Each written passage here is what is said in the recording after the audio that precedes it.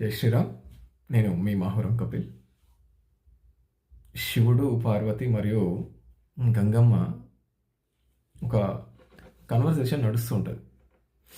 ఓ నువ్వు గొప్ప అంటే నేను గొప్ప, నేను గొప్ప అంటే నువ్వు గొప్ప అని చెప్పేసి గంగా స్నానం చేస్తే అత్యంత పవిత్రమైన ఎలాంటి పాపాలు చేసినా మొత్తం తొలగిపోతాయి గంగా స్నానం చేస్తే కాశీలో అని చెప్పేసి అంటుంటే, అవును నిజమే కదా అని చెప్పేసి గంగమ్మ అంటది.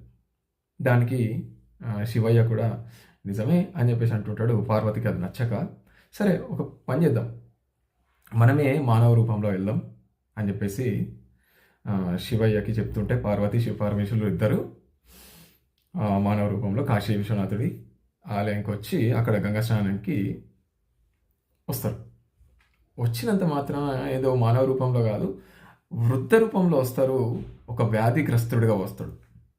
వచ్చి ఒక కండిషన్ ఉంటుంది, ఏంటంటే అత్యంత పవిత్రమైన మనిషి, ఎలాంటి పాప కార్యక్రమాలు చేయని మనిషి మాత్రమే శివయ్యను గంగలోకి తీసుకెళ్ళి అక్కడ స్నానం ఆచరించి బయటకు తీసుకొస్తేనే అతనికి ఉన్న వ్యాధులు పోయేసి మంచిగా అయిపోతాడు అని చెప్పేసి ఒక కండిషన్ ఉంటుంది.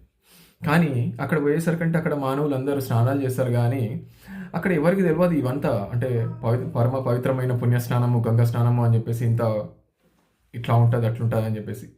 అయితే గంగా స్నానం చేయడానికి వెళ్తూ ఉంటే ఇక్కడ కండిషన్ ఉన్న సంగతి పార్వతి అక్కడ జనాలందరి మధ్యలోకి చెప్తుంటుంది, బాధపడుతుంటుంది. ఏమని, నా భర్తని తీసుకెళ్ళాలి, అతనికి చర్మ వ్యాధులు ఉన్నాయి, తనకి ఇట్లాంటి రోగాలు ఉన్నాయి, అతనికి గంగా స్నానం చేసిస్తే మంచి అయిపోతాడు, నయం అయిపోతాడు. కానీ ఇక్కడ ఏంటంటే ఎలాంటి పాపాలు చేయని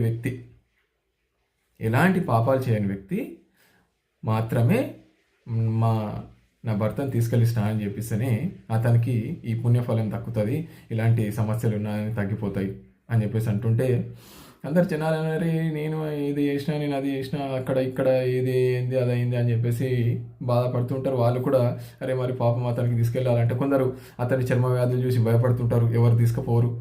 ఇలాంటివి జరుగుతుంటాయి. ఇంకా జరుగుతుండగానే అందులో ఇవంతా కన్వర్జేషన్ వింటున్న ఒక వ్యక్తి ఏం చేస్తాడంటే, అమ్మా మీరు బాధపడకండి, పార్వతికి చెప్తాడు. ఏమని, అమ్మా మీరేం బాధపడకండి, మీ ఆయనను నేను గంగా స్నానం చేయించి తీసుకొని వస్తాను. ఎలా తీసుకొని వస్తావు, నువ్వు కూడా అందరు సామాన్యమైన వ్యక్తివే కదా, నువ్వు అందరు లాంటి మనిషివే కదా అని అంటే, లేదమ్మా మీరు పొరపడుతున్నారు, కానీ నేను కరెక్టే, నేను కూడా సామాన్యమైన వ్యక్తినే, నేను కూడా మీలాంటి వ్యక్తినే. కానీ నేను ఇందాకనే గంగా స్నానం చేసి ఇప్పుడే బయటకు వచ్చి మీ మాటలు వింటుంటుంటే నాకు వినవాడు వచ్చి మీ దగ్గరకు వచ్చి ఇట్లా మాట్లాడుతున్నాను. గంగా స్నానం చేస్తే ఎలాంటి ఇబ్బందులున్నా, ఎలాంటి కష్టాలున్నా, ఎలాంటి మనం తప్పులు చేసినా, అంటే తప్పులు చేయమని చెప్పేసి కాదు, పోయి గంగా స్నానం చేసామని చెప్పేసి నేను చెప్పట్లేదు, ఇది నేను విన్న విషయం చెప్తున్నాను. గంగా స్నానం చేసేస్తే అత్యంత పవిత్రుడిగా మారిపోతాడు. ఎలాంటి ఇబ్బందులు వచ్చినా కానీ నువ్వు అంటే ఇక నుంచి చేయడానికి వీలు కలగకుండా, ఇక నుంచి నేను ఇక నుంచి ఎలాంటి తప్పులు చేయను కాబట్టి నేను చేసిన తప్పులని ఇక్కడనే ఈ గంగా స్నానంలోనే గంగా స్నానం చేసి నేను వదులుకుంటున్నా. ఇక నుంచి నేను తప్పులు చేయను కాబట్టి నేను మీ ఆయనని గంగా స్నానానికి తీసుకెళ్తే ఇప్పుడు నేను స్నానం చేసేసిన కాబట్టి ఇప్పుడు నేను పరమ పవిత్రుడినైనా కాబట్టి నేను మీ ఆయనని తీసుకెళ్ళే అర్హుణ్ణి, స్నానం చేపించేంత అర్హుణ్ణి కాబట్టి నేను తీసుకెళ్ళి స్నానం చేపిస్తానని చెప్పేసి మానవ రూపంలో ఉన్న పార్వతమ్మ చెప్తుంటాడు. అప్పుడు పరమశివుణ్ణి తన చేతులతో పట్టుకొని గంగలోకి తీసుకెళ్ళి స్నానం చేపించి తిరిగి ఒడ్డుకు తీసుకొని వస్తాడు. అప్పుడు అతనుకున్న వ్యాధులు, అతనుకున్న చర్మ వ్యాధులు కానీ ఎలాంటివైనా కానీ పూర్తిగా తొలగిపోయి మంచిగా అయిపోతాడు.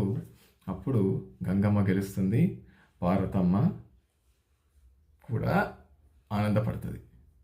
అంటే గంగా అమ్మకు మనం కాశీలో ఎంతైతే పరమ పవిత్రమైన కాశీలో గంగమ్మ ఒడిలో మనం స్నానం ఆచరించడం అనే దానికి అత్యంత విశిష్టత ఉంది అని చెప్పడానికి మీకు ఈ వీడియో ద్వారా తెలియజేస్తున్నాను. జై శ్రీరామ్.